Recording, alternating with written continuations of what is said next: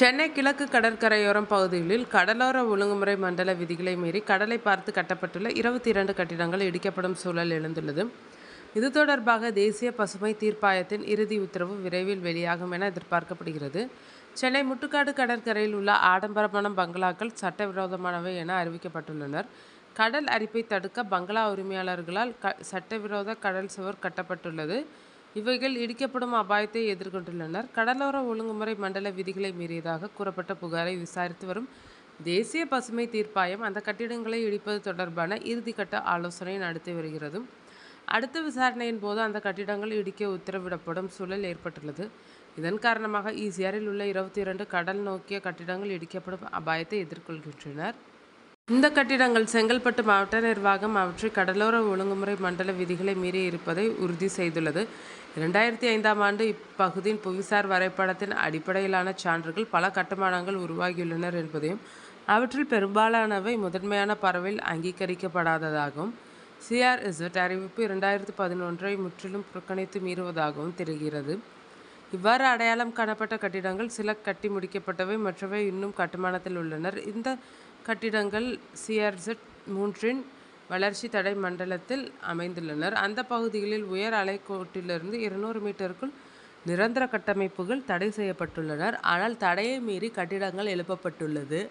இதை தேசிய பசுமை தீர்ப்பாயம் தானாக முன்வந்து விசாரணை நடத்தி வருகிறது. இது குறித்து ஆய்வு செய்து அறிக்கை அளிக்க செங்கல்பட்டு மாவட்ட நிர்வாகத்துக்கு உத்தரவிட்டது.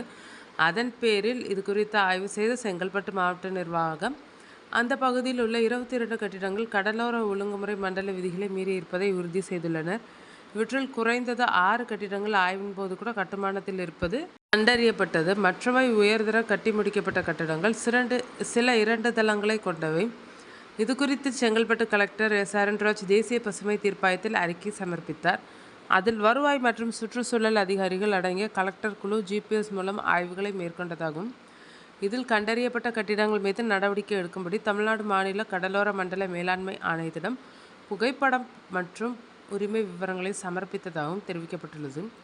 இது தொடர்பான வழக்கை வியாழனன்று விசாரித்த தேசிய பசுமை தீர்ப்பாயம் நிர்வாகத்தால் ஏற்கனவே மீறல்கள் ஒப்புக்கொள்ளப்பட்ட நிலையில் இதுவரை ஏன் இடிப்பு தொடங்கப்படவில்லை என்பது குறித்து தீர்ப்பாயத்தின் நிபுணர் உறுப்பினர் சத்யகோபால் குர்லாபதி கேள்விகளை எழுப்பினார். மேலும் மாவட்ட கடலோர மண்டல மேலாண்மை ஆணையத்தின் தலைவராக இருக்கும் மாவட்ட கலெக்டர் இதுபோன்ற சட்டவிரோத வளர்ச்சிக்கு எதிராக தீர்க்கமாக செயல்படுவார் என்று எதிர்பார்க்கப்படுவதாக தெரிவித்தார்.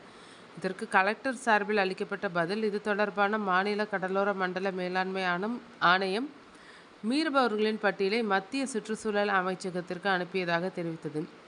இதையடுத்து கேள்வி எழுப்பிய தேசிய பசுமை தீர்ப்பாயம் வன மற்றும் காலநிலை மாற்றங்களை கருத்தில் கொண்டு மாவட்ட நிர்வாகமே நேரடியாக இடிப்புகளை மேற்கொள்ள அதிகாரம் உள்ளதா என்பது குறித்து விளக்கம் கோரியது. மேலும் இது தொடர்பாக மத்திய சுற்றுச்சூழல் அமைச்சக உத்தரவுகளுக்காக காத்திருக்காமல் இடிப்பு தொடர முடியுமா என்பது குறித்து முடிவு செய்யவும் மாவட்ட நிர்வாகத்துக்கு அறிவுறுத்தியுள்ளது. இது தொடர்பாக வரும் வாரங்களில் நடைபெறும் விசாரணையின் போதும் பதில் அளிக்க உத்தரவிட்டுள்ளது. இதன் காரணமாக குறிப்பிட்ட விதிகளை மீறிய 22 கட்டிடங்கள் விரைவில் இடிக்கப்படும் சூழல் எழுந்துள்ளது.